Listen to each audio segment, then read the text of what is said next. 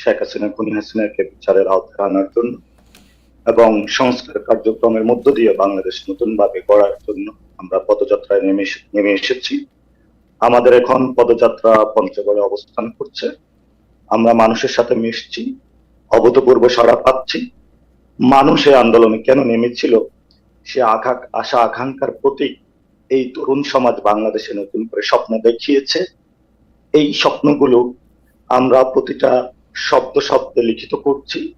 আমরা নতুন একটি বাংলাদেশ গঠন করতে চাই, যেই বাংলাদেশের মানুষ মর্যাদাকর জীবন ব্যবস্থা গ্রহণ করতে পারবে, যেই বাংলাদেশে ধর্মের নামে কোনো রাজনীতি হবে না, ধর্মের প্রতি সম্মান থাকবে, যেখানে বাংলাদেশে জাতীয়তাবাদের আড়ালে সিভিক ন্যাশনালিজমকে খারিজ করা হবে, ন্যাশনালিস্টের মাধ্যমে বাংলাদেশকে অবদমন করে ন্যাশনাল সিকিউরিটিকে থ্রেটের মধ্যে ফেলে বাংলাদেশের 18 কোটি মানুষকে অস্তিত্ব সংকটের মধ্য দিয়ে যে বাংলাদেশকে নিয়ে যাওয়া হয়েছিল, সেই ব্যবস্থা থেকে মুক্তির উত্তরণে তরুণদের মধ্যে যে স্বপ্ন এসেছে, সেই স্বপ্নের হালটা এবং সেই লিডারশিপ হলো এনসিপি ধরেছে।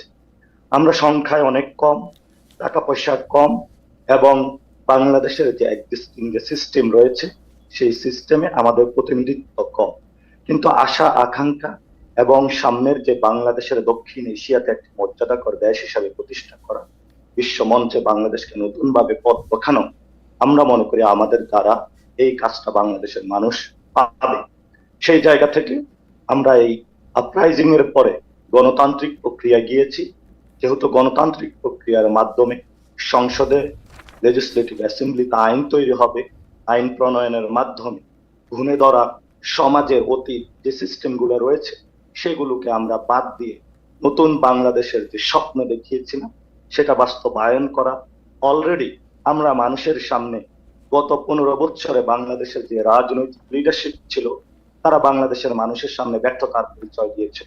আপনি একটু আগে বলেছিলেন যে গুম হয়েছিল, খুন হয়েছিল, এবং রুহুল কুদ্দুস ভাই কাজলও বলেছিলেন যে ওনাদের অনেক লিডারশিপকে আয়নাগরে রাখা হয়েছিল। কিন্তু এত মানুষের গুম খুন আয়নাগর যাদের সামনে ছিল সেটা ওনারা নিতে পারেন না এবং জনগণকে সে স্বপ্নটা দেখাতে পারেন নাই বলেই কিন্তু মানুষ রাজপথে নেমে আসে নাই। আমরা সে স্বপ্নটা দেখিয়েছি এবং আমরা বলেছি যারা গুম হয়েছে খুন হয়েছে সেই মানুষগুলো দলীয় লিডারশিপের ক্রস করে জনতার কাতারে নেমে এসে তরুণদের সাথে মিশেছে, নতুন যে সব আকাঙ্ক্ষা দেখিয়েছে সেটার সাথে মিশেছে। সেই জায়গা থেকে বাংলাদেশের মানুষ আমাদের সাথে সে লিডারশিপের জায়গাটা দিয়েছে, আমরা সেটা সাকসেসফুলি ডান করেছি। নতুন ভাবে এখন নিউ সেটেলমেন্টে যাওয়ার জন্য সেকেন্ড ফেজের যে কাজটা আমরা যেহেতু সফলতার পরিচয় দিয়েছি, ভবিষ্যতে আমরা ইনশাল্লাহ সফলতার পরিচয় দিব। সেই জায়গা থেকে আমরা মনে করি গণতান্ত্রিক প্রক্রিয়া উত্তরণে প্রত্যেকটা দেশের মানুষ নিজেকে প্রাউডলি বাংলাদেশি বলার জন্য নিজের সন্তানের শিক্ষা ব্যবস্থা, নিজের সন্তানের এডুকেশন, নিজের সন্তানের জীবনযাত্রা সবকিছু ঠিক রাখার জন্য যদি তাদের কাছে কোনো উপায় থাকে, আমি মনে করি সেটা হবে এনসিপি। এনসিপির হাত ধরে বাংলাদেশের মানুষ এই জায়গাগুলো পাবে। এবং আমি শুরুতেই বলেছিলাম বাংলাদেশের যে এক্সিস্টিং সিস্টেম গুলো রয়েছে এখানে আমরা সর্বক্ষেত্রে এখন অংশগ্রহণ করতে পারি না, যার জন্য আমরা কিন্তু বিপ্লবী সরকার গঠন করতে পারতাম। আমরা অনেকটুকু পিছিয়ে এসেছি। আমরা এখন মাঠ গুছাচ্ছি, অর্গানাইজেশন বিল্ড আপ করতেছি। আমরা যখন আবার প্রস্তুত হব ওই সময় আমরা খুবই নগণ্য ছিলাম, সংখ্যায় কম ছিলাম, বাংলাদেশের মানুষের কাছে যে দোদনাটা সৃষ্টি করেছিলাম, আমরা আবার বলেছিলাম আমরা দ্বিগুণ হয়ে ফিরে আসবো। এই দ্বিগুণ হয়ে যখন আমরা ফিরে আসবো পুরো বাংলাদেশে আমরা স্কুল কমিটি থেকে মসজিদ জায়গা থেকে প্রেসিডেন্ট হাউস পর্যন্ত এনসিপির প্রত্যেকটি জায়গায় পদচারণা থাকবে এবং এই গণতান্ত্রিক আমাদের হাত ধরেই বাংলাদেশে উত্তরণ ঘটবে। এই জন্যই হলো আমাদেরকে মানুষ ভোট দিবে। জনাব পাটোয়ারী, শুধু একটা বিষয় একটু ক্লারিফিকেশন চাওয়ার জন্য, যে আপনি কি এটা বললেন যে ধর্মের নামে রাজনীতি এনসিপি করবে না, এটা কি এনসিপির কথা? না, আমি যেটা বলেছিলাম ধর্মের প্রতি সম্মান।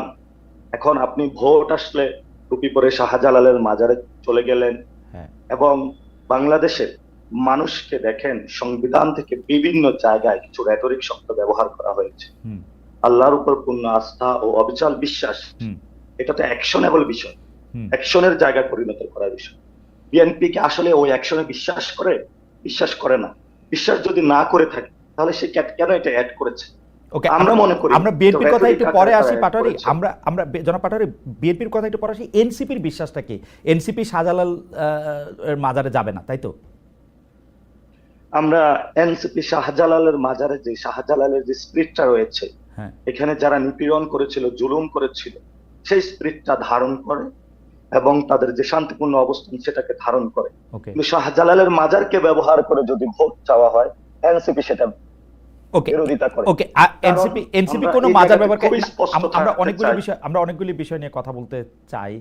তার মানে কোনো মাজারকে ব্যবহার করে এনসিপি ভোট বা ওরকম কোনো রাজনীতিতে অংশগ্রহণ করবে না, এটা একদম এনসিপির স্পষ্ট জায়গা। না, আমরা এটাতে করব না। মন্দির যে ধর্মীয় প্রতিষ্ঠানগুলো আপনি দেখেন, যারা করে তাদের বাংলাদেশের সাথে কি ধর্মীয় যারা করে প্রতিষ্ঠানগুলো তাদের সাথে যে কি আপনারা মসজিদ- কোনো জোট করবেন? যারা করে তাদের সাথে কি আপনারা না, কোনো আমি জোট শেষ করবেন? করি আসছে। জি, বাংলাদেশে যে মসজিদ কমিটিগুলো হচ্ছে, হুম সবচেয়ে ওই এলাকার যিনি ভালো আলেম উনি হলো মসজিদ কমিটির সভাপতি হবে। হুম সবচেয়ে যিনি ভালো পুরোহিত উনি হলো মন্দিরের সভাপতি হবে। ওকে স্কুল কমিটির সভাপতি হবে সবচেয়ে যিনি সম্মানিত এবং শিক্ষিত ভদ্র মানুষটা হবে। হুম কিন্তু বাংলাদেশে সোশ্যাল স্ট্রাকচারটা নষ্ট করে দেওয়া হয়েছে। হুম আমরা যদি এটা ঠিক না করতে পারি, পলিটিক্যাল ইনফ্লুয়েন্সের বাহিরে না নিতে পারি, রাজনীতিক যত ভালো দলই গঠন করেন না কেন, যত ভালো কথা বলেন না কেন, সোশ্যাল স্ট্রাকচার যদি আমাদের গড়ে না ওঠে, রাজনৈতিক কালচার পরিবর্তন হবে না। যারা করেন Second একটা যে প্রশ্ন আপনি যারা করেন যারা করেন তাদের সাথে কি আমাদের জোট হবে কিনা? দেখুন, আমরা কিন্তু লিড দিতে চাচ্ছি। আমরা সবার মধ্যে সেই সংস্কৃতি তৈরি করতে চাচ্ছি যাতে এই বিষয়গুলো না হয়। ওকে যারা আমাদের সাথে আসবে তাদেরকে এই বিষয়গুলো মেনে আসতে হবে এবং আমরা চাই বাংলাদেশের সামাজিক যে প্রতিষ্ঠানগুলো রয়েছে, প্রতিষ্ঠানের প্রতিনিধিত্বদের কাছে ফিরিয়ে দিতে হবে। ধর্মের জায়গায় বিভিন্ন মানুষের যে আবেগ স্পৃহার জায়গা আছে সেটাকে সম্মান করতে হবে। ধর্মের নামে ধর্মকে ব্যবহার করা যাবে না। এবং এই আন্দোলনে আপনারা দেখেছেন ওকে যারা মাদ্রাসার ছাত্র তারা কিন্তু আমাদের সাথে সংহতি জানিয়েছিল, ওকে আন্দোলনে এসেছিল, ঠিক শহীদ আছে হয়েছিল। ঠিক আছে, আমরা মানে তাদের সেই আমি এই প্রসঙ্গে আসতেছি আপনার কাছে।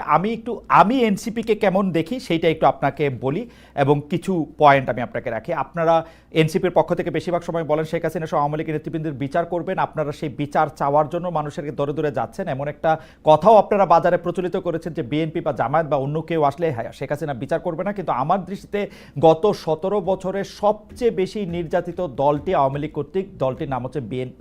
তার সর্বোচ্চ পর্যায় থেকে শুরু করে তৃণমূলের নেতাকর্মীগণ আওয়ামী লীগের জাতাকলের নিষ্পেষণে অন্যায় বিচারের সম্মুখীন হয়েছে, বারবার আত্মত্যাগ করেছে, ব্যবসা বাণিজ্য পর্যন্ত করতে পারে নাই। কাজল ভাইয়ের ভাষায় ধান খেতে লুকিয়েছিল, যেটা আমার সাথে ওনার প্রাইভেট কথা হয়েছে, বাড়িতে থাকতে পারে নাই। এরকম বহু লোক আছে। এরকম মানুষ আন্দোলনে কেন নেমেছিল সেই কথাগুলি আপনারা স্মরণ করিয়ে দেন এবং বেশিরভাগ ক্ষেত্রে আপনারা মানুষের কাছে সেই আন্দোলনের জন্য আপনারা একক কৃতিত্ব দাবি করেন এবং সেই ক্ষেত্রেও আমরা দেখতে পাই যে আপনারা আসলে শুধু আপনাদের কথাই বলেন, যদিও কথা ছিল এই আপনাদের পাশে দাঁড়িয়েছিল বাংলাদেশের সবাই, আপনাদের পাশে দাঁড়িয়েছিল বাংলাদেশের সব রাজনৈতিক মতাদর্শের সব মানুষ, আওয়ামী লীগ বাদে। আপনারা নিজের হাতে আইন তুলে নিতে খুব পছন্দ করেন। যতখানি আপনাদের ক্ষমতা তত বেশি আপনারা আইন তুলে নেন। আমি বিভিন্নভাবে বিভিন্ন ঘটনা আমি আপনাদের বলতে পারি এবং কেউ যদি এটা আপনাদেরকে ধরায় দেয় তখন আপনারা আবার সেটাকে নিয়ে ট্রোল করেন, সেটাকে নিয়ে বাজে কথা বলেন। আমি দুইটা প্রসঙ্গ খালি আপনাকে ধরায় দেই। একটা হচ্ছে যে আপনারা থানা থেকে মুচলেখা দিয়ে লোক ছড়ায় নিয়ে আসছে আপনাদের বড় নেতা জনাব হান্নান মাসুদ। কয়েকদিন আগে মাত্র আপনাদের আরেকজন বড় নেতা জনাব আরিফ সোহেল উনি লিখেছেন পটিয়া থানা মাটির সাথে মিশায় দেওয়া হবে। আমরা এনসিপির ক্ষেত্রে আমরা দেখি যে গণতন্ত্রের প্রতি আপনাদের ন্যূনতম আস্থা নেই। গণতন্ত্রের প্রতি আপনাদের আস্থা নেই বলে আপনারা বিভিন্ন বাহানায় নির্বাচন পিছাতে চান, কাল্পনিক এক ধরনের জনপ্রিয়তা পপুলারিটির কথা বলেন। হ্যাঁ, নির্বাচন পিছাতে চান না বলে আপনাদের যে দাবি সেই দাবিকে জাস্টিফাই করার জন্য আপনারা আবার অন্য নানা রকম কথাবার্তা বলেন এবং এনসিপি নিয়ে আপনারা ধর্মের কথা বলেন, আপনার কথা বললেন।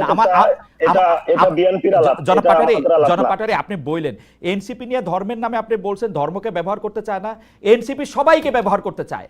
আপনি যেটাকে লিড দেওয়া বলতেছেন সেটা সবাইকে ব্যবহার করতে চায়। আমি মোটা দাগে উদাহরণ দেই, আপনারা জামাতে ইসলামীর সাথে গাঁটছড়া বাঁধেন, আবার সুযোগ পেলে জামাতে ইসলামকে ৭১ নিয়ে খোঁচা দেন।